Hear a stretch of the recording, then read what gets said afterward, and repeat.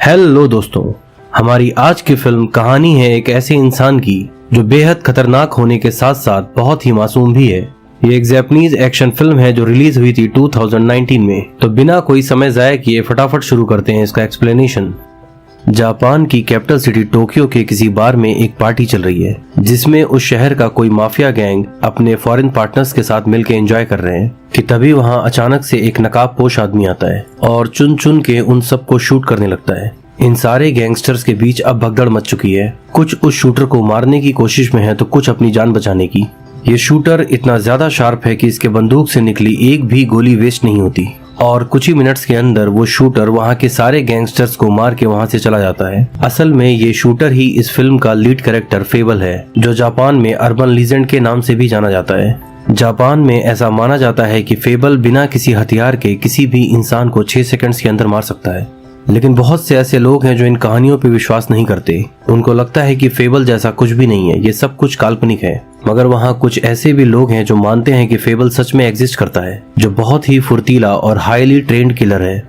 वहाँ से निकल के वो शूटर अपनी एक पार्टनर से मिलता है जो इसे इन दोनों के बॉस के पास लेके जाती है। इस शूटर का बॉस और इसकी पार्टनर, ये दो ही लोग ऐसे हैं जो फेबल की सच्चाई जानते हैं। बाकी किसी को भी नहीं पता कि फेबल असल में कौन है और वो कैसा दिखता है, क्योंकि ये अपने काम के दौरान हमेशा मास्क पहनता है।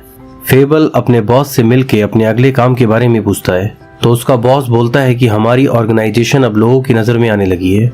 अगले 1 साल तक तुम किसी भी तरह की मारकाट नहीं मचाओगे। इनका बॉस इन दोनों को 2 नई आईडीज देता है और कहता है कि आने वाले 1 साल तुम दोनों ओसाका सिटी में भाई बहन बन के रहोगे। फेबल ने आज से पहले कभी भी एक नॉर्मल लाइफ नहीं जी है, तो ये उसके लिए एक बड़ा चैलेंज होने वाला है। आगे इनका बॉस कहता है कि जहां तुम जाने वाले हो वहां की एक गैंग से हमारा कांटेक्ट है, वो तुम दोनों के रहने का इंतजाम वहां कर देंगे। और लास्ट में फेबल का बॉस उसे कहता है कि ध्यान रहे, अगले 1 साल तुम आम लोगों की तरह जिंदगी जीने वाले हो। इस बीच अगर तुमने किसी को भी मारा तो मैं तुम्हें जिंदा नहीं छोड़ूंगा। अगले सीन में हम देखते हैं कि लास्ट नाइट फेबल ने जिन गैंगस्टर्स को मारा था वहां पर 2 लोग जाते हैं जो खुद भी कॉन्ट्रैक्ट किलर हैं। क्राइम सीन को समझने के बाद वो दोनों आपस में बातें करते हैं कि ये सब कुछ करने वाला शूटर बहुत ही ज्यादा शार्प है। उसकी एक भी गोली वेस्ट नहीं हुई और कहीं कहीं तो उसने एक गोली से 2 लोगों को भी मारा है। उनमें से एक कहता है कि कहीं ये सब कुछ करने वाला अर्बन लीजेंड फेबल तो नहीं। दूसरा कहता है कि हमने सिर्फ फेबल की कहानियां सुनी है, किसी को भी नहीं पता कि वो सच में एग्जिस्ट करता है या नहीं। फिर वो दोनों सोचते हैं कि अगर फेबल सच में है तो उसे मारने के बाद हम दोनों अर्बन लीजेंड बन जाएंगे और अब से इन दोनों का यही मिशन है कि ये दोनों फेबल को ढूंढ के उसे मारेंगे ताकि उसके मरने के बाद ये जापान के सबसे बड़े कॉन्ट्रैक्ट किलर बन सके। नए शहर में जो गैंग फेबल के रहने का इंतजाम करने वाली है, उसका डायरेक्टर और प्रेसिडेंट फेबल के आने से थोड़ा परेशान है, क्योंकि इस गैंग का एक मेंबर जो पिछले 8 सालों से जेल में है, कुछ ही दिनों में छूट के बाहर आने वाला है। उसका नाम है कोजीमुरा और वो थोड़ी उल्टी खोपड़ी का आदमी है। तो इन दोनों को इस बात का डर है कि कल को कहीं फेबल से उसका कोई झगड़ा ना हो जाए। इसके बाद वो दोनों फेबल से मिलते हैं, जहाँ बातचीत में वो दोनों ये समझ जाते हैं कि फेबल काफी ज्यादा शार्प शूटर है। इसके बाद इस गैंग का डायरेक्टर, जिसका नाम है एबिहारा, इन दोनों के रुकने का इंतजाम अपने किसी अपार्टमेंट में कर देता है। एक शाम जब फेबल अपनी पार्टनर के साथ घर की तरफ जा रहा होता है तो रास्ते में 2 लुक्खे उससे बेवजह आके लड़ने लगते हैं। फेबल के बॉस ने उसे अपनी फाइटिंग स्किल दिखाने को मना किया था, तो वो चुपचाप उन दोनों से मार खा लेता है। उन दोनों लुक्खों के वहां से जाने के बाद एक लड़की वहां आके फेबल से सहानुभूति जताती है। फेबल भले ही एक बेहद ट्रेंड किलर है, लेकिन कुछ बातें उसमें बिल्कुल बच्चों जैसी हैं, जैसे कि खाने की चीज अगर थोड़ी सी भी गर्म हो तो वो उसे नहीं खा पाता। और दूसरा ये कि जापान के टीवी शो का एक कॉमेडियन है जिसका नाम है जकाल। फेबल को वो बहुत ज्यादा फनी लगता है और वो एक बच्चे की तरह उसके शो को एंजॉय करता है। अगली सुबह इस गैंग का डायरेक्टर एबिहारा फेबल से मिलने आता है और वो उसे अपने साथ एक खुफिया जगह पे ले जाता है, जहां वो उसे एक आदमी को दिखाते हुए कहता है कि ये एक एक्स रेसलर है जिसने अपनी लाइफ में हर तरह के गलत काम किए हैं। मैंने सुना है कि फेबल किसी को भी 6 सेकंड के अंदर मार सकता है, तो जाओ उसे मार के मुझे अपनी स्किल दिखाओ। फेबल को ना चाहते हुए भी उससे लड़ने जाना पड़ता है और वो 3 सेकंड के अंदर ही उस रेसलर को अधमरा कर देता है। एबिहारा उससे कहता है कि इसे जान से मारो, तो फेबल उसे साफ मना कर देता है। फेबल उसे बताता है कि अगले 1 साल तक उसे आम जिंदगी जीनी है और वो किसी को भी नहीं मारेगा। फिर एबिहारा खुद ही उस रेसलर को शूट कर देता है और फेबल को अपने साथ किसी बार में लेके जाता है। वहां वो फेबल को बताता है कि उनका एक आदमी अपनी गर्लफ्रेंड को जान से मारने के इल्जाम में पिछले 8 सालों से जेल में है। कल ही वो जेल से छूटने वाला है और मेरे लिए वो छोटे भाई के जैसा है। अगले सीन में हम देखते हैं कि कजीमो अब जेल से छूट के आ चुका है और वहाँ से वो सीधा अपने पुराने बिजनेस पार्टनर के पास जाता है। वो अपने पार्टनर से काफी ज्यादा नाराज है क्योंकि पिछले 8 सालों में ये एक बार भी उससे जेल में मिलने नहीं आया और ना ही उसने इसके हिस्से का पैसा उसे लौटाया। वहाँ उसे पता चलता है कि उसका पार्टनर अब एस्कॉर्ट सर्विस का काम करने लगा है। एस्कॉर्ट सर्विस का मतलब है जहाँ लड़कियों की मजबूरी का फायदा उठा के उनसे गलत काम करवाए जाते हैं। वहाँ वो पास में रखी एक एडल्ट मैगजीन को देखता है जिसके फ्रंट पेज पे उसी लड़की का फोटो बना था जो उस रात फेबल से सहानुभूति जताती है। कजीमो का पार्टनर उसे बताता है कि पहले ये इन मैगजीन्स के लिए काम कर चुकी है, लेकिन अब उसने ये सब पूरी तरह से छोड़ दिया है। वो पिछले काफी दिनों से कोशिश कर रहा है उसको अपने एस्कॉर्ट बिजनेस में लाने के लिए, लेकिन वो किसी भी शर्त पे मानने को तैयार नहीं। असल में वो लड़की जिसका नाम है मिसाकी की फाइनेंशियल कंडीशन काफी खराब है। अपनी माँ के इलाज के लिए उसे पैसों की जरूरत थी, इसीलिए उसने एडल्ट मैगजीन के लिए भी काम किया था। फिर कजीमो अपने पार्टनर को मार के वो मैगजीन वहाँ से लेके चला जाता है। एक आम जिंदगी जीने के लिए फेबल डिसाइड करता है कि वो कोई छोटी मोटी जॉब ज्वाइन करेगा। फिर वो जॉब ढूंढने के लिए निकल जाता है। रास्ते में उसकी मुलाकात उस रात वाली लड़की मिसाकी से होती है। वो दोनों एक दूसरे को पहचान जाते हैं और फेबल बताता है कि वो जॉब की तलाश में है। तब वो फेबल को अपने साथ ले जाके अपने बॉस से मिलवाती है। उसे फेबल बहुत ही सीधा और शरीफ आदमी लगता है। वो फेबल को अपने यहाँ कुरियर डिलीवरी का जॉब दे देता है। अगले सीन में हम देखते हैं कि कजीमो अपने बॉस एबिहारा से मिलने गया है। उसी ऑफिस में इनकी अपोजिट गैंग का लेफ्टिनेंट जिसका नाम सुंग है अपने आदमियों के साथ आया हुआ है, क्योंकि उसको भी ये खबर मिल चुकी है कि कजीमो जेल से छूट गया है और कजीमो ने जेल से निकलने के बाद अपने जिस पार्टनर को मारा था वो सुंग के लिए ही काम करता था। वो कजीमो को धमकी देते हुए कहता है कि हमारे काम के बीच में मत आना। कजीमो बहुत टेढ़ा आदमी है, उसको इन धमकियों से कोई खास फर्क नहीं पड़ता। एबिहारा ने कजीमो को कुछ दिनों के लिए अपने ही घर पे रखा है क्योंकि वो नहीं चाहता ये फिर से कोई क्राइम करके जेल चला जाए। एक रात फेबल अपनी जिंदगी के पुराने अनुभवों को याद करता है। यहाँ हमें पता चलता है कि फेबल के माँ बाप काफी पहले ही मर चुके थे और उसके बॉस ने ही बचपन से उसे पाला है। उसके बॉस ने फेबल की परवरिश एक खास ढंग से की है, इसीलिए फेबल इतना ज्यादा शार्प है। फेबल ने अपनी जिंदगी का ज्यादातर समय जंगलों में बिताया है, इसीलिए वो कैसे भी हालातों में जीना जानता है और यही कारण है कि उसकी सोशल स्किल ना के बराबर है। एक दिन फेबल एबिहारा से मिलने उसके घर जाता है। वहाँ बाहर उसकी मुलाकात कजीमो से होती है। फिर जब ये दोनों घर के अंदर जाते हैं तो देखते हैं कि एबिहारा जमीन पे बेहोश पड़ा है। असल में उसको हार्ट अटैक आया था जिसके लिए उसे हॉस्पिटलाइज किया जाता है। हॉस्पिटल में होश आने के बाद एबिहारा कजीमो को फिर से समझाता है कि वो किसी भी तरह का गलत काम ना करे और खासकर एस्कॉर्ट सर्विस तो बिल्कुल भी नहीं। अगले सीन में हम देखते हैं कि मिसाकी जब अपने ऑफिस से बाहर निकलती है तो कजीमो उसे वहाँ मिलता है। कजीमो मिसाकी को उसकी पुरानी एडल्ट मैगजीन दिखाता है और उसे एस्कॉर्ट सर्विस का काम करने का ऑफर भी देता है। मिसाकी उससे कहती है कि ये सब मैं काफी पहले छोड़ चुकी हूँ, तो मुझे परेशान मत करो। कजीमो मिसाकी को धमकी देता है कि अगर तुमने मेरी बात नहीं मानी तो तुम्हारे ऑफिस कलीग्स और पड़ोसियों को भी तुम्हारे पुराने काम के बारे में पता लग जाएगा। वहाँ से जाने से पहले कजीमो मिसाकी को अपना नंबर देता है और कहता है कि तुम जब भी तैयार हो मुझे कॉल करना। मिसाकी इस बात से अब बहुत दुखी है क्योंकि उसने बड़ी मुश्किल से किसी तरह अपनी पुरानी जिंदगी को भुला के नई शुरुआत की थी और अब उसके सामने ये नई मुसीबत आके खड़ी हो गई।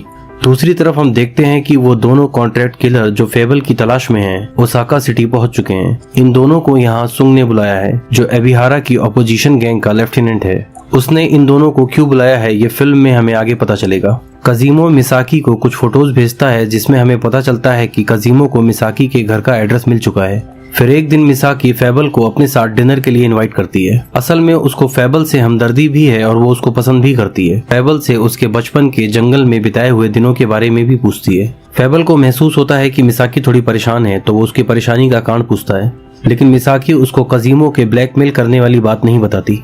कजीमो की ब्लैकमेलिंग से परेशान होकर मिसाकी उसकी बात मान लेती है और उससे मिलने उसके घर जाती है।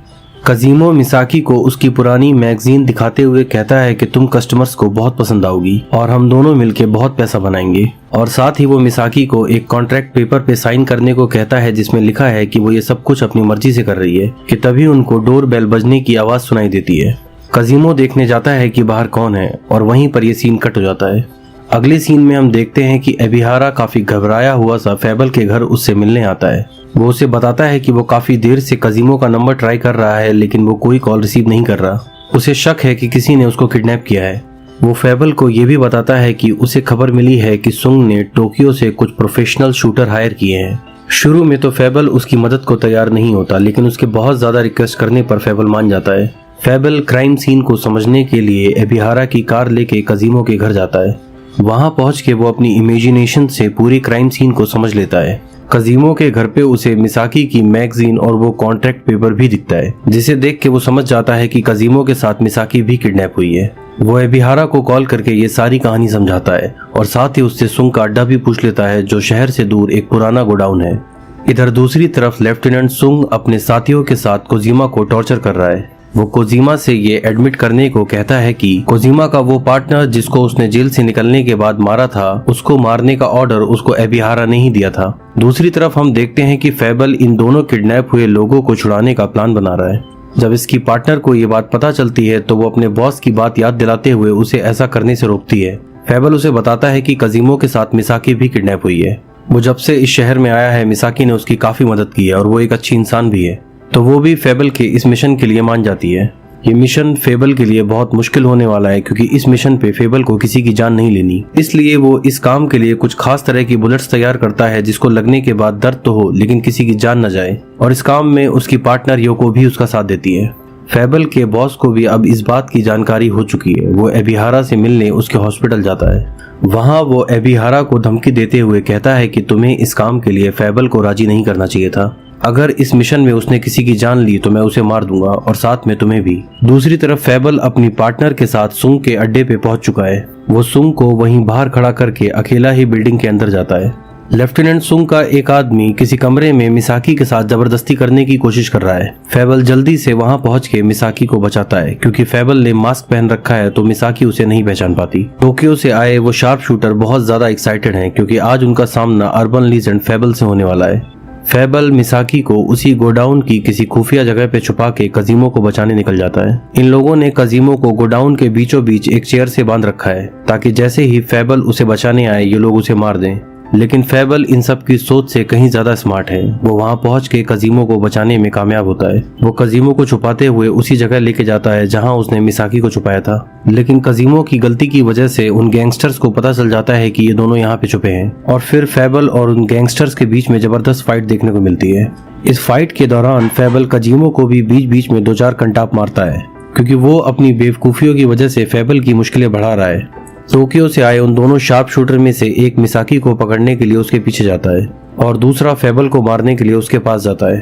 फेबल और उस शूटर में जबरदस्त फाइट होती है, जहां इन दोनों की गन आपस में बदल जाती है और एंड में ये दोनों एक दूसरे को शूट कर देते हैं। उस शूटर के हाथ में फेबल की गन थी, जिसके अंदर की बुलेट्स नकली थी, तो फेबल को कुछ नहीं होता। और फेबल ने उस शूटर की गन से उसे कुछ इस तरह से शूट किया कि गोली उसको छू के निकल जाती है और वो भी बच जाता है।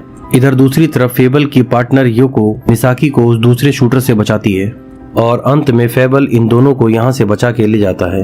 वो एबिहारा के किसी आदमी के साथ मिसाकी को उसके घर ड्रॉप करवा देता है और कजीमो को लेके एबिहारा के पास जाता है। एबिहारा को भी अब कजीमो की काली करतूत का पता लग चुका है। वो कजीमो से काफी ज्यादा नाराज है। वो कजीमो को बोलता है कि मैंने तुम्हें समझाया था कि कभी भी स्कॉट सर्विस जैसा घटिया काम मत करना, लेकिन तुमने मेरी बात को सीरियस नहीं लिया। कजीमो उसके सामने काफी गिड़गिड़ाता है कि अब वो सुधर जाएगा और एक नॉर्मल लाइफ जिएगा, लेकिन एबिहारा जानता है कि कजीमो कभी नहीं सुधर सकता, तो वो फेबल के सामने ही उसे गोली मार देता है। इसके बाद वो फेबल से पूछता है कि क्या मैंने सही किया। फेबल कहता है कि आप इस इंसान को मुझसे कहीं बेहतर जानते थे और आपको पता है कि ये कभी नहीं सुधरेगा, तो शायद आपने ठीक ही किया। अगले दिन मिसाकी फेबल से मिलने उसके घर आती है और वहाँ वो जिस तरह खामोश नजरों से फेबल को देखती है, ऐसा लगता है कि उसे अंदर ही अंदर डाउट है कि उसको बचाने वाला उसका ऑफिस कलीग फेबल ही था। लेकिन फेबल आज भी अपनी असलियत सबसे छुपा के रखता है। फेबल के बॉस को भी टोक्यो से आए उन दोनों शार्प शूटर की जानकारी है, तो वो सुंग के अड्डे पे जाके उन दोनों को गोली मार देता है, क्योंकि उसे पता है कि ये दोनों जब तक जिएंगे फेबल का पीछा नहीं छोड़ेंगे। फेबल के बॉस को भी इस बात की खुशी है कि फेबल ने इस पूरे मिशन में किसी की भी जान नहीं ली। फिल्म के आखिरी सीन में हम देखते हैं कि फेबल अपने घर की छत पे सुबह की धूप का मजा ले रहा है और उसे देख के ऐसा लगता है कि खून खराबे से दूर एक नॉर्मल लाइफ को अब वो एंजॉय करने लगा है। और इसी हैप्पी एंडिंग के साथ ये फिल्म यहाँ पे समाप्त होती है। दोस्तों, ये फिल्म द फेबल का फर्स्ट पार्ट था। बहुत जल्द मैं इसका सेकंड पार्ट भी लाने वाला हूँ, जिसकी कहानी और IMDb रेटिंग इससे भी अच्छी है। और अंत में मैं आप सबसे कहना चाहूंगा कि इतने कम समय में इस चैनल को इतना ज्यादा प्यार देने के लिए मैं आप सभी का जितना भी शुक्रिया अदा करूँ वो कम ही होगा।